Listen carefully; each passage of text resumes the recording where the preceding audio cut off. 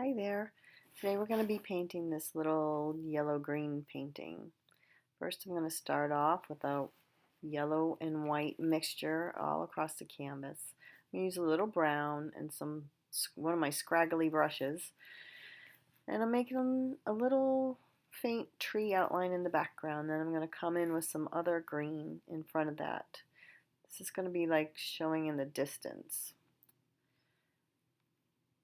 Just making it look like trees, and then I'm going to bring in a little green for the grass in the foreground, some brown for the river edge. I'm going to pull it down to make reflections in the water. Real easy. I'm just using a real scraggly brush. And now some light green to make tree branches coming over the river's edge.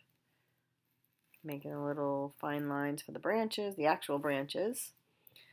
And filling in the green a little bit, adding some white to give it some different colors, and then a little thin line of white around the water's edge. Now I'm making some reflections come down, and got to add a little sailboat. There you have it. Quick little painting. Oh, fun. Thanks for coming.